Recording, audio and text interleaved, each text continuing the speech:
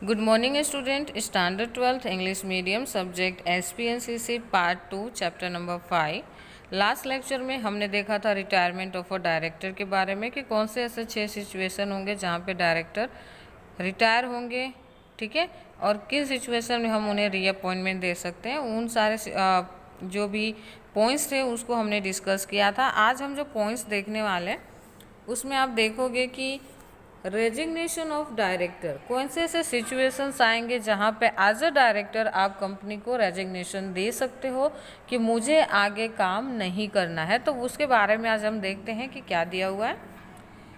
Any director who wants to vacant his office can give a notice of a resignation in the written writing a specify reason to the board of directors at any time. कोई भी person जो कि as a director किसी company के अंदर काम करता है लेकिन वो आने वाले टाइम में कंटिन्यू नहीं करना चाहता है, तो उस सिचुएशन में वो रिटन नोटिस के तौर पे एक लेटर बोर्ड ऑफ डायरेक्टर्स को देगा कि आने वाले टाइम में मैं इस पोस्ट पे काम करने के लिए तैयार नहीं हूँ।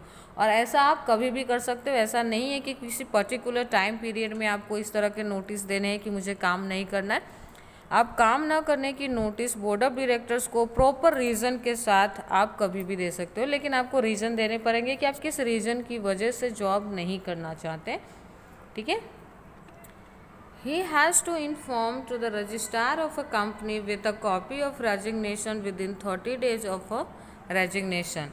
साथ में बोर्ड ऑफ डायरेक्टर के साथ साथ जिस दिन वो डिसाइड करता है कि उसे रेजिग्नेशन देना है उससे आने वाले 30 दिन के अंदर इस बात की इन्फॉर्मेशन वो कंपनी रजिस्ट्रार को भी देगा कि मैं एज अ डायरेक्टर इस कंपनी में अब काम नहीं करना चाहता हूँ।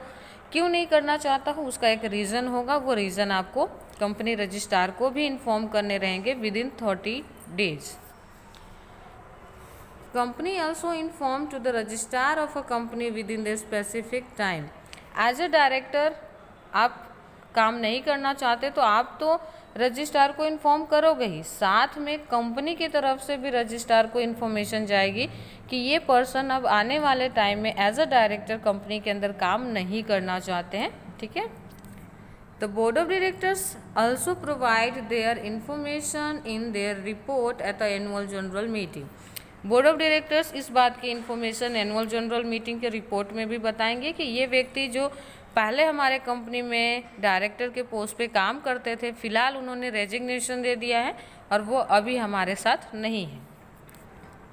Such a resignation come into force from the date of resignation or date specified in the notice। किसी भी पर्सन जो कि अपनी इच्छा से रेजिग्नेशन देना चाहता है, उसे काम नहीं करना है या कोई भी अदर रीज़न है जिसकी वजह से अगर वो रेजिग्नेशन देना चाहता है, तो उस सिचुएशन में आपको ध्यान क्या रखना है कि रेजिग्नेशन तभी से अप्रूव हो जाएंगे जो डेट नोटिस के अंदर लिखी गई होगी, ओके। जो डेट नोटिस के अंदर मेंशन होगा वही डेट रेजिग्नेशन का डेट माना जाएगा। One thing should be noted that here that director is responsible for his acts during his tenure of his directorship। लेकिन रिटायरमेंट का रेजिग्नेशन का मतलब ये नहीं है कि पिछले सालों में जो आपने कंपनी के लिए काम किया है उसके दौरान अगर कोई भी ऐसा आपने एक्ट किया है जो कि कंपनी के लॉस की वजह बनी है, कंपनी को फाइनेंशियल लॉस हुआ है, आपकी वजह से किसी थर्ड पार्टी को किसी तरह का नुकसान हुआ है या कोई आपने फ्रॉड किया है, तो उन सारी चीज़ों की रिस्पॉन्सिबिलिटी आपकी रहेगी। भले आपने रेजिग्नेशन आज दिया है पर पीछे टाइम में आपने काम किया था ना, उन पीछे के टाइमों में टाइम पीरियड में अगर आपसे कोई भी गलती हुई है तो उसकी रिस्पॉन्सिबिलिटी आपकी रहेगी। तो ये चीज़ आपको यहाँ ध्यान रखना है। तो आज हमने जो पॉइंट डिस्कस किया वो था resignation of a director, okay. Thank you.